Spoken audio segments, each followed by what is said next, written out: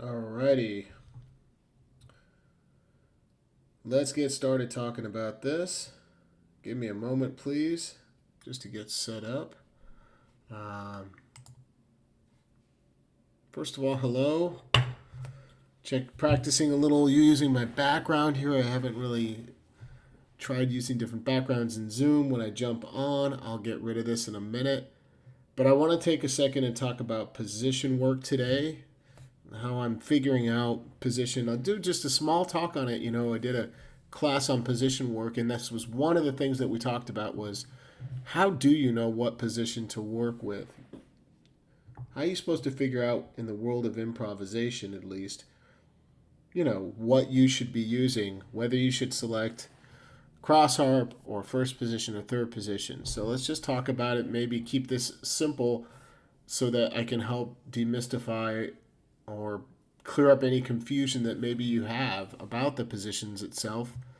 Um, so yeah, let's do this. Let me take this away. Okay. I can't grow a beard, y'all, but I just can't seem to bring myself to shave this thing off my face. Maybe tomorrow. Uh, let's do this. All right, let me bring this in case I've got some chat and you have any questions. So what I'll do first is just demonstrate something, and this is nothing profound, nothing brand new, but it's taking minor work, the minor scale, in third position, the blues scale, and just playing it over an A major track. And the reason I want to start this little talk just in that zone is because I feel like this could be one way for you to open up your own playing that you're not using.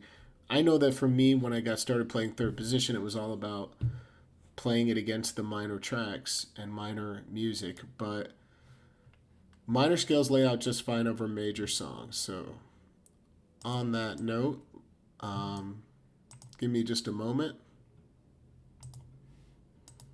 Here we go. Let's take a little thing in the key of A. You guys hear me okay with this? Hopefully you can.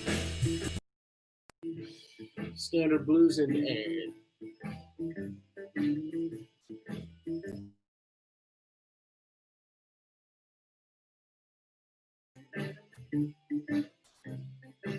Technical difficulties.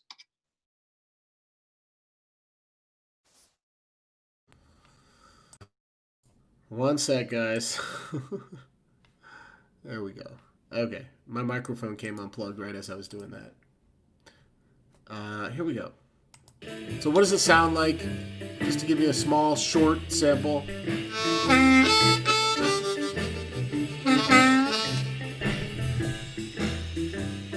All right.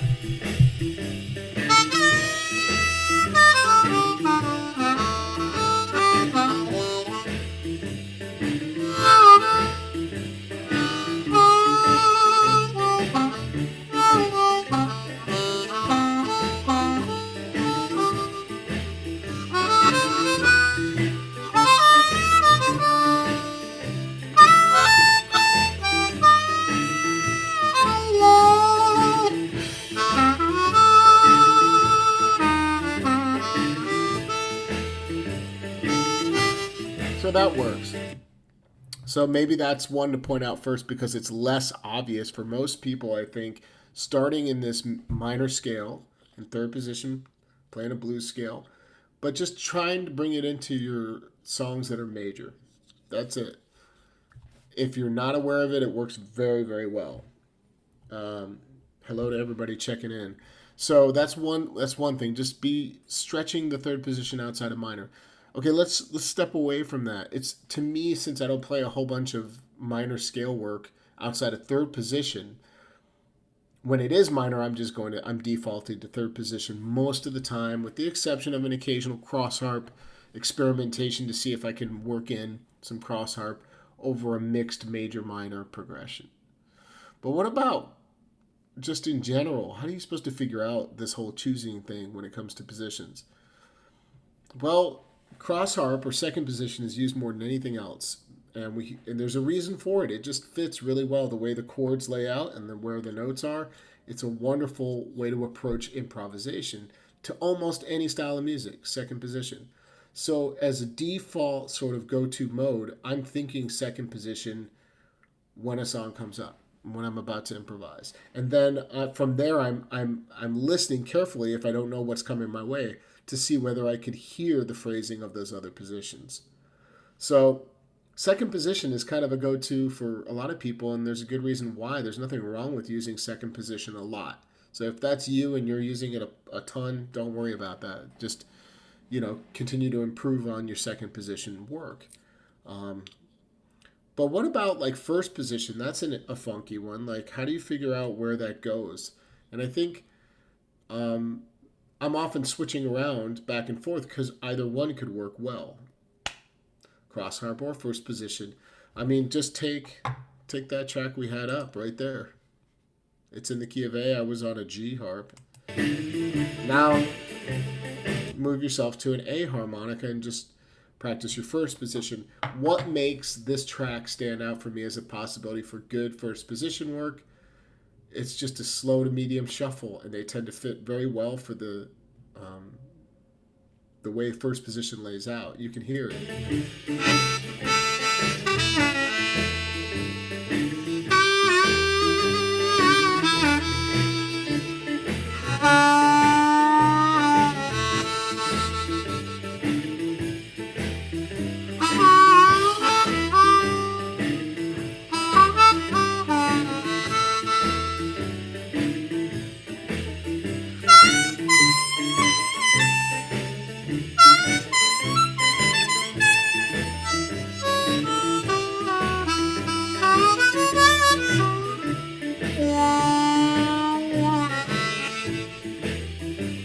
I think that over the years you start to get a feel for the positions before you go to play.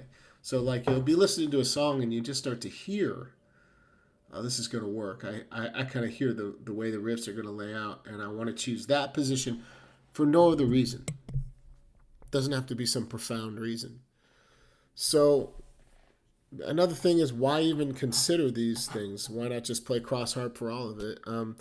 Well, bringing in different positions brings in different creativity and phrasing and tone because you're in a different harmonica key when you switch positions in one key song. And so I think that's really important to recognize, is that you're going to become a more well-rounded player by doing so. And it, quite frankly, I get bored after a while just playing one position versus the other. So for me, it was a clear choice to start experimenting right away with what would it sound like if, and just go through and take various tracks and just start bringing all my position work, which was primarily first, second, and third position over the years. So to me, that's just a kind of a simple explanation of position work that you should be experimenting. I do find that there are other times when first position is amazing to bring in and we're just not thinking of it. The high end of first position is very convincing, very penetrating as far as like a sound. So it can be brought into these slow blues, but it can also be brought into like a very funky or rock and roll oriented high energy track or song that you're working with. All right, let's see what we got here. How do I go from only being able to play improv to structured playing? I find it hard playing to a tempo. Well, define structured playing, because um,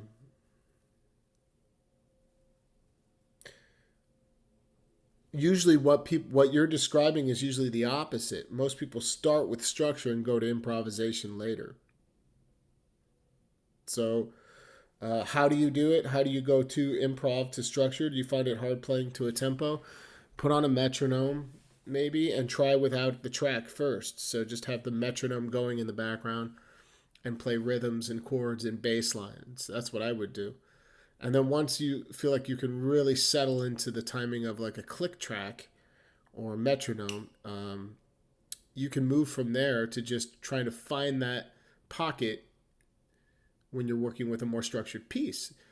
But if you don't define what you mean by a structured sort of playing, to me that can mean a couple different things. So, but the key, I think, is to start with something that is very appropriate for your level. I think a lot of people are jumping into playing something that's like beyond what they should be doing. Another great idea, just along the lines of trying to develop your position work, is to take this track specifically in the key of A. It would also work well. Well, A is the perfect. Let's just say A.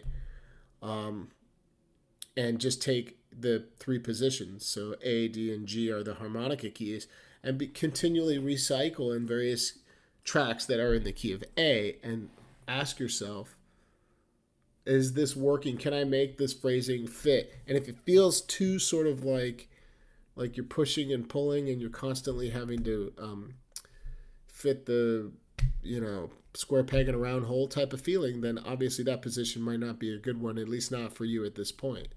And it may not be a good fit, period. It just may not be a nice feel for the song. But you might find that it works, and you open up a whole bunch of doors by doing so. The reason I chose A as the key is because the first position is the key of A, and that's a really nice tone to work with in first position. It puts me on a D harmonica for second position, which works just fine, and third position a G harp, which also is kind of nice to have a lower key for third. So for third and first position, I like those lower keys. It just seems to fit better for me. Now, where does it become a point where, let's take an example that might be just like a total distraction. And what I mean by that is like, geez, it just doesn't sit well. For example, here's a song, here's a track. Listen to this.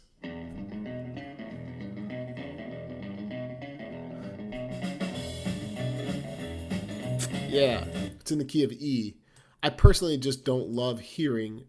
I wouldn't want to hear first position unless you were playing a low E. I wouldn't want to hear that first position on a high E. Why? Because it would sound like this. It's so high that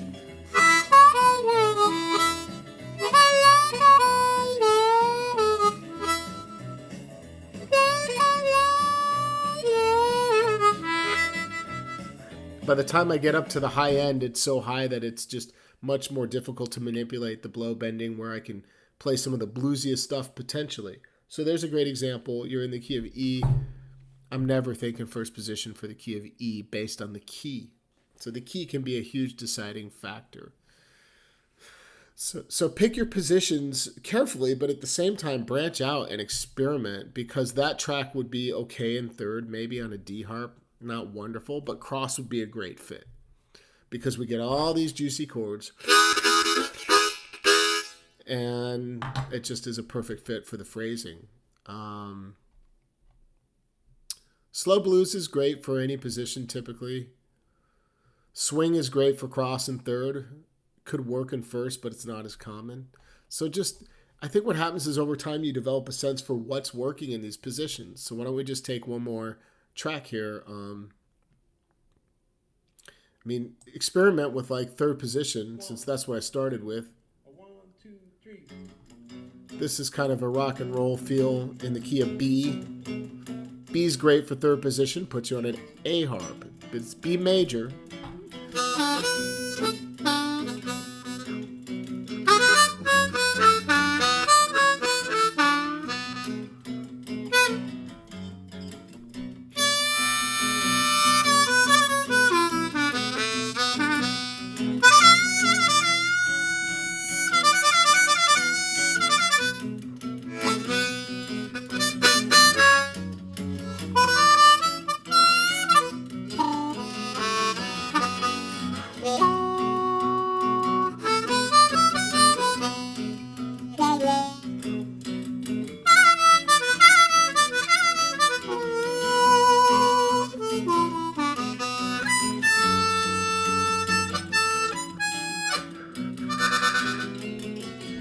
Work that. You got a lot of cool ideas you can throw down in third position over that kind of fast stuff. And I think some of this comes down to just being smart about your skill level and thinking about where you're at with your playing. I kind of said this earlier, that You just may not be ready for something that you hear somebody else do, and it's like, man, that's great. I want to do that. Well, build up to it. Like, for example, here's a good. It's totally a tangent, but this whole talk about overblowing, and I'm constantly asked about overblowing. But the question is, have you really mastered bending before you work on overblowing? And that's a thing that people don't want to wait. They just want to they hear something and they want to do it. And my advice is wait for it. It's much less important than bending. So overblowing is when you're raising the pitch of the note on holes 1 through 6, or overdrawing above hole 7 to 7 and above, I should say, to raise the pitch. It's an advanced technique. Typically, it's best if you set your harps up too. Yeah, this is for the person that asked, can I use third to play major and minor? Yeah, that's the first thing I said out of the gates. It's a wise idea to be experimenting third position over major and minor for sure. Um, yeah, I mean that's a way to do it. You can get good at improvisation a million different ways. I did the same thing as what you're describing, just playing a lot, just putting on tracks and listening to what other people are doing. You know, there's so many ways to learn how to do this. Um, how, in your opinion, has half-valved harmonicas helped to resolve positioning matter? Well, it is a certain. It's a nice get around for those that don't know half-valved. Without getting into too much detail, it allows you to bring in inflection and bends on blow notes where they would normally not exist. These bends on the lower part of the harmonica. That's the primary way I think people are half valving using half valved harmonicas. PT Gazelle is one of the best and a fine example of what can be done with it in the world of jazz music. I don't see as much room for it in the blues world, although you can get bluesy and do that. That's not what I mean. It's just like I don't think it's as important because we have everything we need on a Richter tuned diatonic. So I'm not a big I don't use half valved but harmonicas, but you can. It can resolve, and so what they mean by that, how does it resolve the issues with position playing? It opens up these note choices that wouldn't normally be there, and therefore, you know, makes the instrument a little more chromatic, a little more chromatic friendly, I guess, on a diatonic instrument. Yeah, it can help, but it's not necessary. So yeah, you can use it over major and minor. And there you go. Be patient. Be patient for what you want. Develop good foundation. That's what I'll leave you with today. Just take your time. Develop something until it feels right, until you're really satisfied with what you have. So if you're working on timing and rhythm, get good at a train or a fox chase or a chordal thing